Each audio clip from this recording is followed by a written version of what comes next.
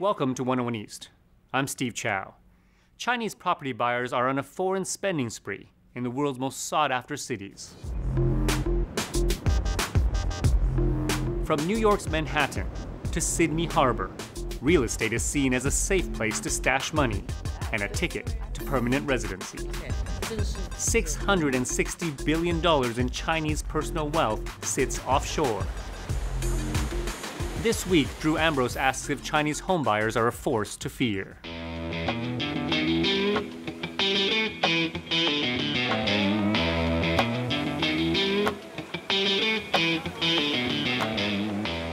Cashed up and always looking to buy, Jennifer Tao is a real estate agent's dream.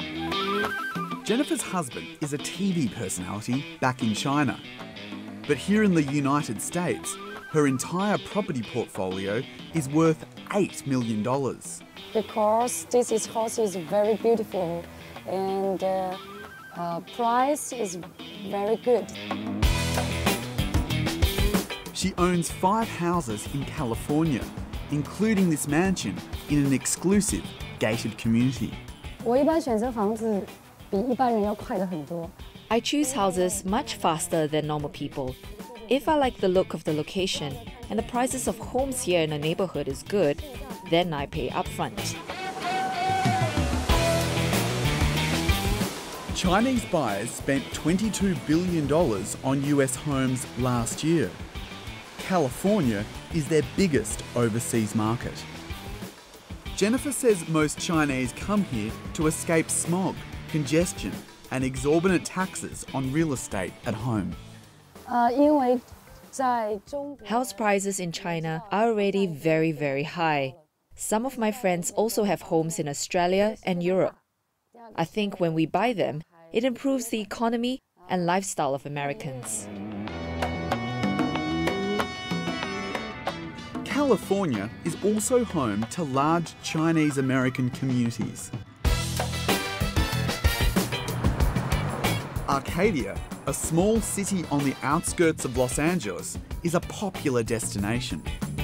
The Asian population here has grown to 60%, up from just 4% 30 years ago. It's like a suburban Chinatown. There's Chinese people everywhere. We don't need to know English. It's extremely convenient and a big advantage. They speak Mandarin in the bank and supermarket. After divorcing her husband in Shanghai, Ming moved to Arcadia for a new beginning. She's looking to buy a home because her adult daughter has enrolled in college here. Demand from Chinese buyers has pushed up house prices in Arcadia by 40% in just 3 years. My younger brother came to visit and really liked it. Now he wants to buy in Arcadia.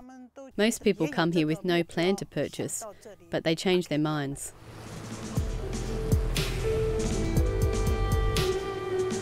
This buying bonanza is fueling a construction boom. Developers built more than 100 mega mansions in Arcadia last year. We're taking a glimpse inside one on the market. It has crystal chandeliers, marble floors, and enough space for several families. Now, the asking price for this mansion is almost $7 million US. And when you look at what features are available, there's 6 bedrooms, 5 fireplaces, a home theatre, but it's also tailor-made for the Chinese market. There's a wok kitchen out the back, and it's also a Feng Shui friendly design. Based on this ancient design principle, it's good luck to have mountains surrounding your home. Another reason why so many Chinese come to California. And to capture this positive energy, many mansions have water features and rooms facing a certain direction. Okay, so based on the chart of your home and when you moved in... Those who specialise in feng shui, like Jennifer BONETTO, are as in much demand as developers. So they knock down the entire house? They knock down the entire house. We start from the ground up. I work with architects, they'll give me an initial floor plan, and then based on their birthday and the direction, because we have to decide on the specific degree that the home will face. Based on that, I'll make the revisions on the floor plan and then hand it back to the architect, and we go back and forth until we get their home perfectly feng shuied. If they can knock down an entire house based on the principles of feng shui, how wealthy are these people? Well, these are generally people that have multiple homes. These are people that are extremely affluent.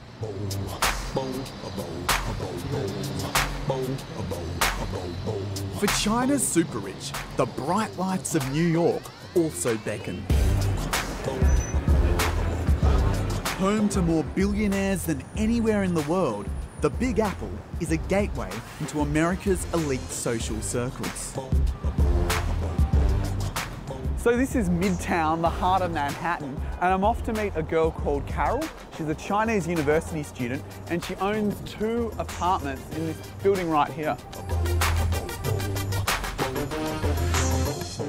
So tell me a bit about yourself. When did you move to the United States? So I grew up in China. Carol was raised in Tianjin, but moved to the US during her teens.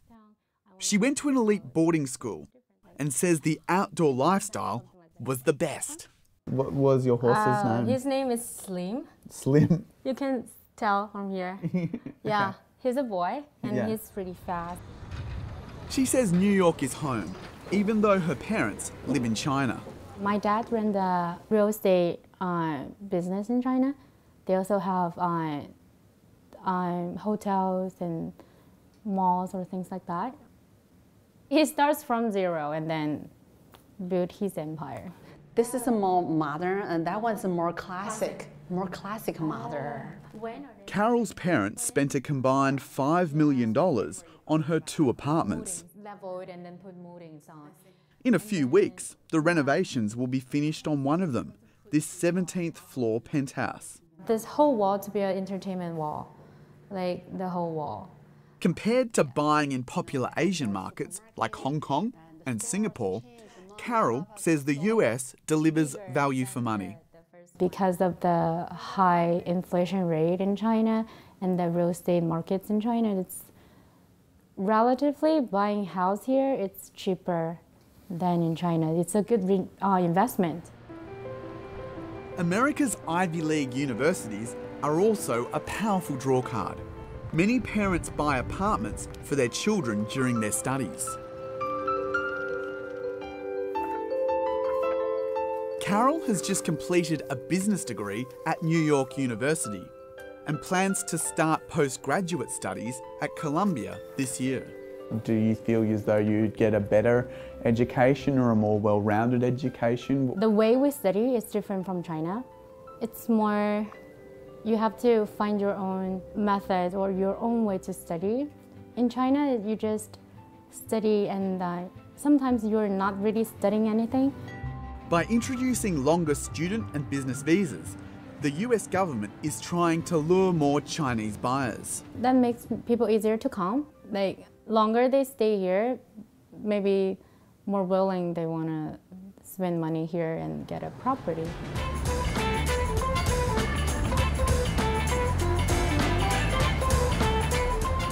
A short cab ride from Carol's apartment is Madison Avenue, famous for its luxury stores and boutiques.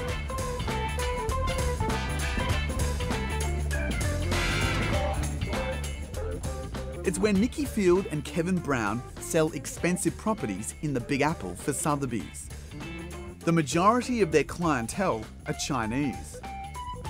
3 families are bidding for this $20 million mansion built in the 1880s, complete with staff quarters, private elevator, and a powder room. Close to 51% of the buyers in Manhattan are international buyers. That is a telling number for us to all take into consideration, but the number that truly had all of us in our industry amazed was 1 in 4 are from mainland China. And next year, we may actually see that half of our sales in New York are going to be credited to China and the Chinese buyer. The Russians are not the buyers any longer. The Chinese have taken their place, and it's, you know, again, I mean, it's pretty staggering. If you walk New York right now and you see the plethora, 137 projects in some level of construction. And if you dig deep enough, you'll find that there is Chinese money behind almost every one of those investments. They're snapping up the most expensive penthouses in buildings like 157, a 90-story tower overlooking Central Park. One Chinese billionaire even bought an entire floor for $50 million. One of our very, very first Chinese clients to buy in this building, they indicated that they were purchasing it for their child that would no doubt be going to either Yale or Columbia soon in the States. When we inquired, when would that be? How soon? The building's not being finished for another 2 years. We want to make certain we have a home for your child in college. The family turned to us and said, no, our child is just 4. It'll be a few years. We have plenty of time. Many big agencies like Sotheby's now have an Asia desk with brokers and bankers to work specifically with Chinese clientele. Kevin and Nikki often travel to Beijing to study Chinese language and culture. Chinese in particular buy for a different reason than an American, for instance. I buy a tie or a Hermes tie and I sit there and I say, isn't this wonderful? Because I want to feel good, I want to look good, and it's all about emotions for me. Chinese, according to the cultural scientist, they say Chinese purchase for credibility. 15,000 kilometres away across the Pacific Ocean, Australia has become the second biggest market for Chinese property investors.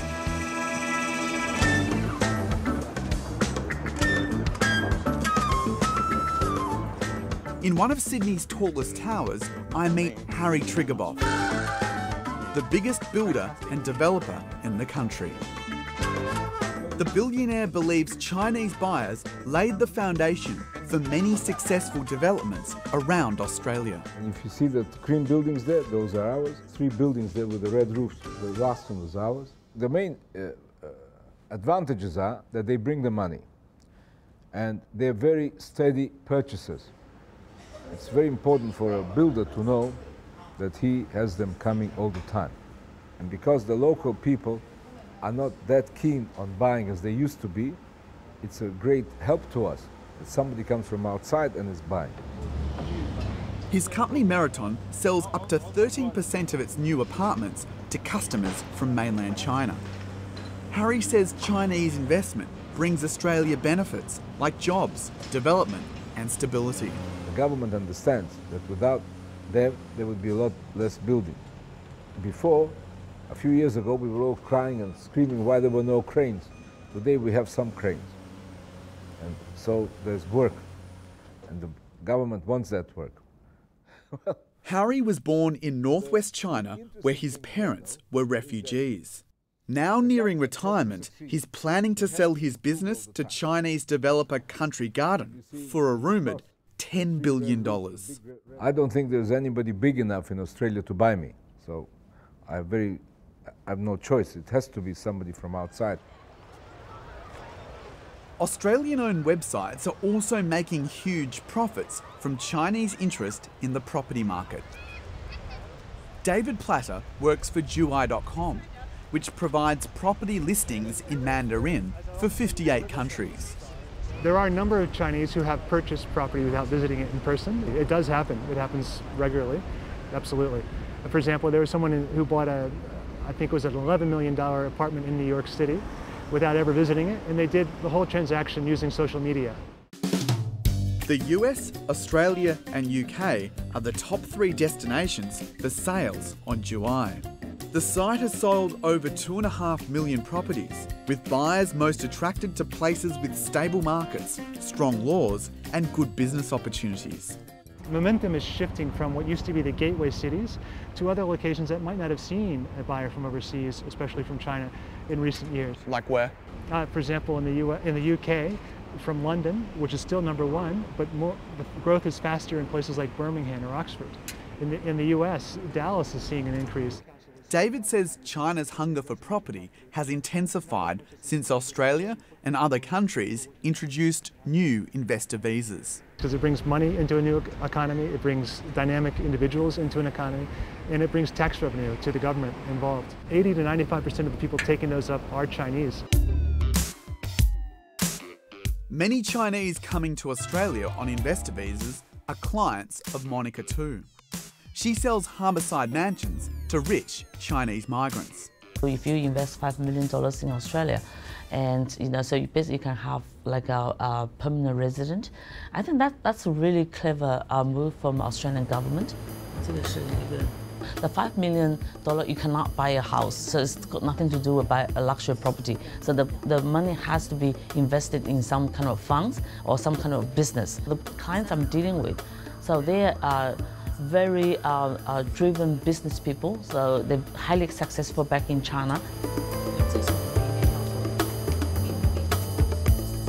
Monica started selling real estate with her husband Jad in 2008. Last year, they made more than $120 million. There's an area in Australia, or in Sydney, so it's the #1 area in Australia. It's called Point Piper, and just last about 2-3 weeks, and I sold already about 2 properties, and this property on the market for 4 years.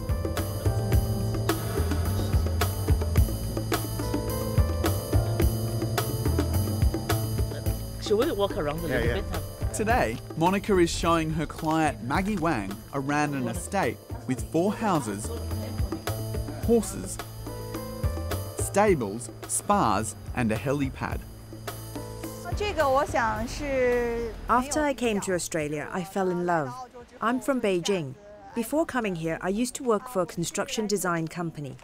I immigrated to Australia hoping for better business opportunities.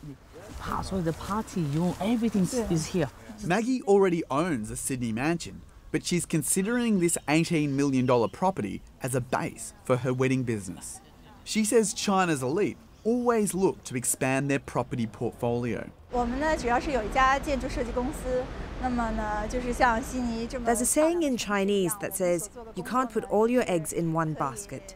So the idea might be that they need to put their eggs in different baskets, including in mainland China, Australia, the US, Canada, etc. Clients like Maggie trust Monica as a broker, confidant, and all-round troubleshooter. 这个里边你随便做什么，对吧？你可以你打麻将，你按摩，然后呢，你就是中药的那个药疗，然后游泳还有赛马。You know, you can keep a couple of horses. You know, do some like horse riding course, and you can have a little driver range. You know, 90% of my clients don't have a clue of English, right? So that's why we provide like a help desk for them, to help them to pay the bills and get the plumbers and of course to style the properties. She also helps clients find schools for their children, build connections, and see the best Australia has to offer. That includes a visit to Monica's favourite luxury pearl shop. It's priceless. But China's strict currency controls can make it difficult for investors to move large amounts of money overseas. By law, they can only take $50,000 a year out of the country. How the money comes out of China, I have no idea, really. I think that's their personal matter. We try to keep an arm's length in a relationship with our clients. I don't really care where the money comes from. I just want to get more listings.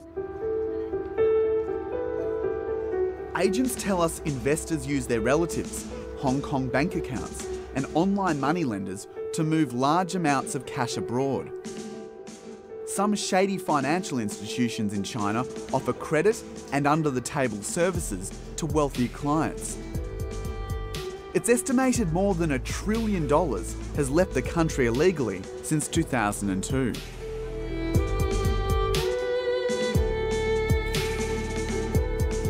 However the money comes in, Chinese buyers are spending big in Australia. Up to $17 billion a year, according to the most recent figures. By law, they can only buy new properties.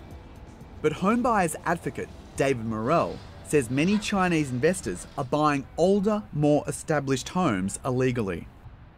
You know, when you get a 20-year-old girl buying a $3 or $4 million house, you've got to ask the question, seriously, is this really for you? Of course it's not. But of course the agents, the lawyers and even the bankers aren't going to report the issue because they're all making money out of it. David and other analysts blame foreign investment for soaring house prices in Australia's urban centres. Well, what happens, it's a bit of a domino effect. So if some property up the street gets $20 million, then the other people in the street think they're also going to get more. He says the rules governing foreign investors are poorly enforced. In Melbourne, it's easier to buy a $20 million house than it is to buy a second-hand car of $2,000. You know, the car, you have to produce all these raft of information about yourself. With a house, you just have to produce a cheque. I like to see the Foreign Investment Review Board, which is Australia's watchdog for people investing in Australia to have more effect into the marketplace. They've got some great rules, but they're totally under-resourced and they don't actually know how to react to the problem. Kelly O'Dwyer is an Australian government MP. She recently led a national inquiry into the impact of foreign investment on property prices. I think the framework is right. I think the enforcement has not been as good as it could have been. Is there an offer on the apartment? 600. 600,000. 730. The inquiry proposed tougher controls and steeper fines to crack down on foreign buyers who break the rules. She says there hasn't been a single prosecution of a foreign investor since 2006. And I've been pretty critical of the Foreign Investment Review Board. I think that they have been asleep at the wheel. Back in California, there are similar fears that Chinese investment is driving up property prices. April VERLATO is one of the leading voices in Arcadia, calling for greater restrictions. We don't know who exactly is buying the homes. We're not seeing anybody move in. And that's, I mean, it's just another empty house on the street. And if you keep adding that up, you know, then we're at a ghost town of big houses. A member of the local Homeowners Association, she's concerned by reports that 20% of Arcadia's exclusive mansions are unoccupied. Our neighborhoods and our homes are becoming somebody's investment portfolio, as opposed to someplace where people want to live. These people are just parking their money. She fears absentee owners will pull out if there's a market downturn, causing prices to crash in Arcadia. Maybe it's, you know, their golden parachute or their plan B if everything goes bad in China. They have someplace to go. We have a very speculative market. There's no real foundation or basis for this market. The Chinese government also wants to know where the money is coming from. President Xi Jinping has targeted corrupt officials and business leaders who are hiding money in overseas property. 84,000 people have reportedly been caught. It's caused Chinese buyers to be more secretive about their purchases in cities like New York. When the president was elected, we saw within 1 week a shift in attitude of our Chinese customers. Our Chinese customers no longer necessarily wanted the trophy property. Now all of a sudden they were looking, saying, maybe we don't need to buy the most flashy item. But it's not slowing down sales.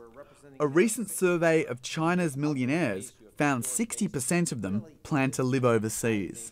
I think China is developing, and then some people are uncertain what's the China's future goal, so they want to be more secure, like to have another backup, I guess. What do you mean by a backup? What does that mean?